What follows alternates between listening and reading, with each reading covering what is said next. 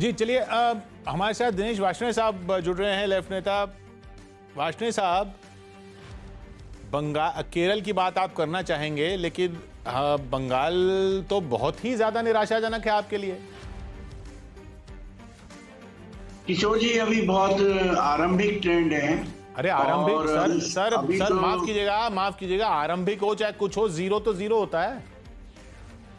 नहीं, जीरो तो मतलब ही नहीं उठता किसी भी हालत में। 45 से 50 से कम सीटें आने का मतलब ही नहीं उठता बंगाल में। और केरल में हमारी हर हालत में सरकार बनेगी। तमिलनाडु में सारे लेफ्ट कैंडिडेट जीत रहे हैं, आगे चल रहे हैं, आप चेक कीजिए।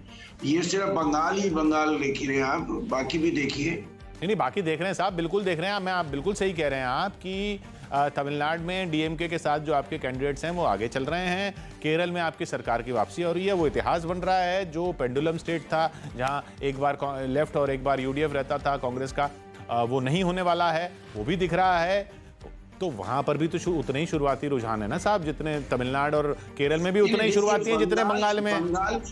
देखिए किशोर भाई, बंगाल में क्या हुआ है कि बंगाल में बीजेपी और टीएमसी ने आपस में नूरा कुश्ती खेली है। और उन्होंने नूरा कुश्ती खोल के इस ढंग से कुश्ती खेली है कि लेफ्ट को और कांग्रेस के अलायंस को रोक के रखा जाए। क्योंकि लेफ्ट से इस सरकार को सबसे बड़ा चैलेंज, अगर बीजेपी की फांसीवादी सरकार को अगर सबसे बड़ा चैलेंज पूरे हिंदुस्तान में मिल रहा है तो वामपंथी पार्टियों से ही मिल रहा है।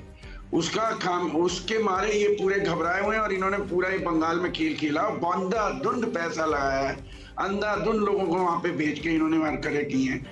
तो उसका नतीजा हो सकता है। पर अभी ये बहुत आरंभिक ट्रेंड, हम पक्के तौर पे हैं कि हमारी सीटों का इंप्रूवमेंट होगा बंगाल। आने दीजिए, 2 बजे तक आने दीजिए। इंप्रूवमेंट जीरो से होगा या पिछली बार से होगा? पिछली बार से होगा किशोर भाई। कैसे होगा? कहाँ जीरो दिख रहा है साहब, जीरो। हाँ, आने दीजिए ना, 2 बजे आने दीजिए। जीरो होगा तो तब की तब देख लेंगे, अभी तो जीरो नहीं है। चलिए कुछ सीटों में जरूर आएगा। नहीं, बिल्कुल हो सकता है कुछ सीटों में आएगा, लेकिन चुनौती आप कहीं नहीं दे रहे। नहीं, वो तो मान रहे हैं कि चुनौती अभी बंगाल में नहीं लगता कि हम दे रहे हैं, पर देखेंगे आगे क्या कारण है। जी चलिए, गौरव भाटिया साहब हमारे साथ जुड़ गए हैं, बीजेपी प्रवक्ता गौरव भाटिया। गौरव, ममता बनर्जी पीछे चल रही हैं, मुख्यमंत्री अपनी सीट पर पीछे चल रही हैं, अभी 5000 वोटों से पीछे चल रही हैं। ये अपने आप में बहुत बड़ी खबर और बहुत अच्छी खबर आपके लिए। लेकिन बीजेपी और टीएमसी के बीच बंगाल में फासला धीरे धीरे करके काफी बढ़ गया है। हालांकि अभी कई राउंड की काउंटिंग होनी है, कोरोना काल है तो काफी स्लो काउंटिंग चल रही है, ये बात बिल्कुल सही है। लेकिन अब फासला इतना ज्यादा हो गया है कि इसको पलटना मतलब बहुत बड़ा उलटफेर करना होगा। किशोर जी नमस्कार, सभी दर्शकों को मेरा नमस्कार।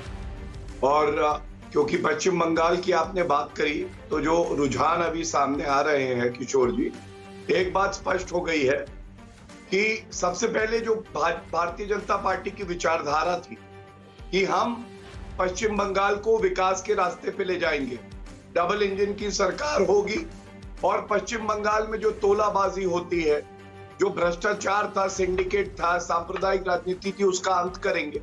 रुझान ये दिखाते हैं कि पश्चिम बंगाल की जनता ने भारतीय जनता पार्टी को स्वीकारा है।